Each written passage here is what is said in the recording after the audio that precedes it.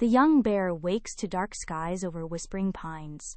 Clouds churn overhead as wind rustles the trees. A strange tension hangs in the air, and Zion knows something is coming. He listens carefully, his ears twitching. In the distance, thunder growls. With a deep breath, he grabs his green satchel and steps outside, determined to understand the storm before it strikes too hard. Raindrops splatter the forest floor as Zion approaches the squirrel's tall oak. The little creatures chatter nervously about the rising river.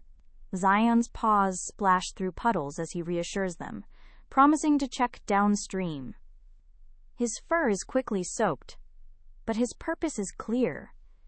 Warn everyone he can before the worst hits. A wild gust snaps a thick branch beside Zion, sending it crashing to the ground. He jumps back, heart pounding. The wind howls louder now, bending trees and sending leaves spinning. He presses forward through the chaos, paws muddy, breath steady.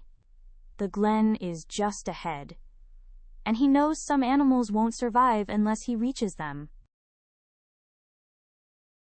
Zion skids to a stop at the stream's edge, where a family of moles huddle near the rising waters. Their burrow is already flooded. Zion finds a nearby log, pushes it across the current, and gently coaxes them to safety. Mud coats his fur, but he smiles as the moles scramble to higher ground.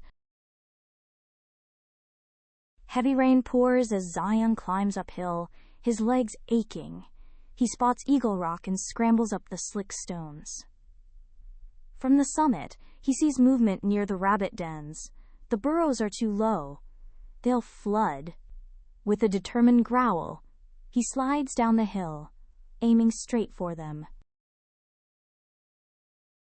Roots tear beneath his claws as Zion slides, barely dodging jutting stones.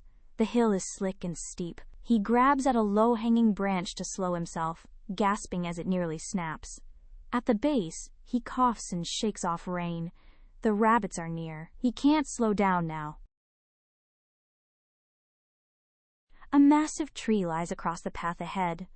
Lightning must have brought it down. Zion squints through the rain and hauls himself over the trunk, claws scraping. He winces as a jagged knot slices his paw. Still, he presses on, limping but undeterred. The foxes need to know what's coming. The storm's roar rises.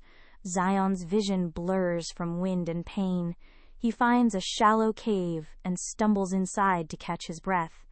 His chest heaves, and his scraped paw throbs. Outside, branches lash like whips, but inside, it's quiet until a voice echoes from the shadows. An old owl perched on a stone greets Zion. With calm wisdom, the owl shares a secret trail that leads faster to the mountain's top. Zion bows his head in thanks. Renewed by the moment of peace and guidance, he limps back into the storm, eyes blazing with resolve. The narrow trail is steep and treacherous. Zion climbs hand over paw as lightning flashes, wind tugs at him, and cold rain blinds his eyes. Each step is a test of will, but he presses forward, teeth clenched, one goal clear: warn the last families before it's too late. In a field near the ridge, deer stampede and panic as thunder crashes. Zion freezes, heart hammering. Then he steps forward, low and calm, calling to them gently. One by one, they slow.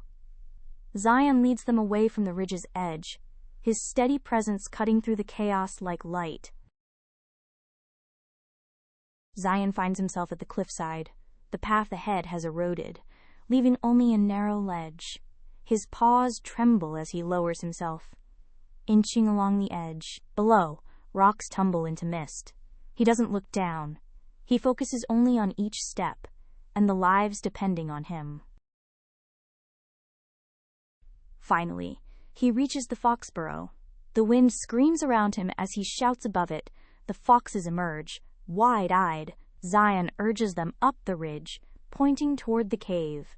They hesitate, but his voice is steady. They follow, tails low, as he leads them toward safety.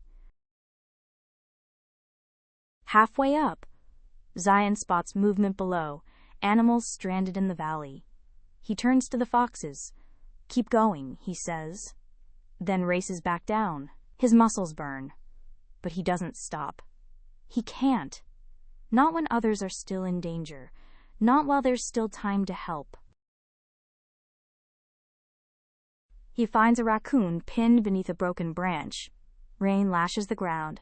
Zion digs beneath a log, planting his paws and pushing with a growl. The log rolls aside, and the raccoon scrambles free, eyes wide with gratitude.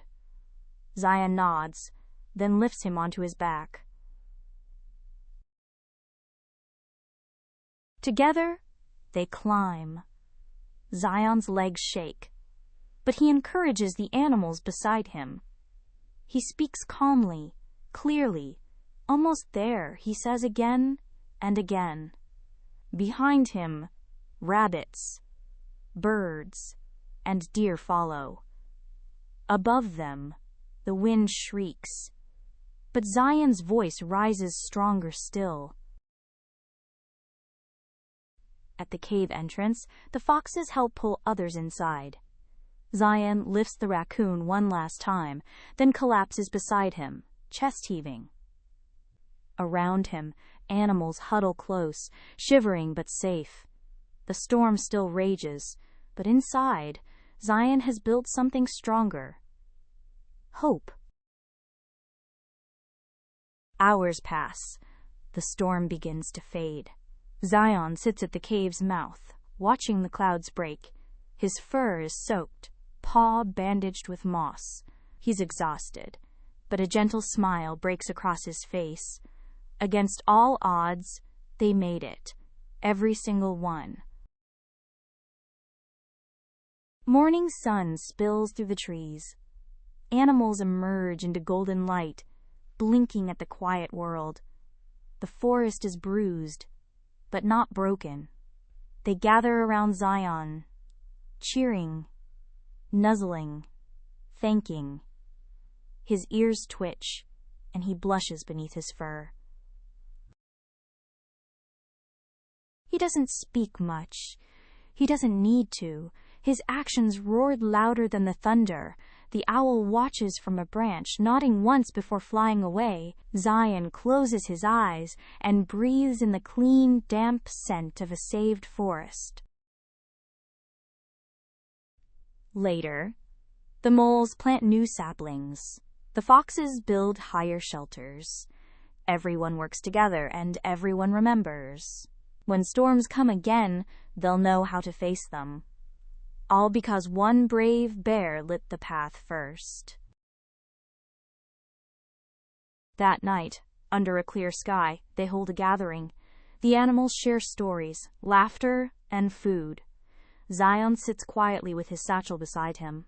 He doesn't ask for attention, but every eye sees him. Every heart remembers his courage. When little ones ask what bravery looks like, their parents point to Zion, not because he wasn't afraid, but because he acted despite fear, because he cared, because he stood when others could not.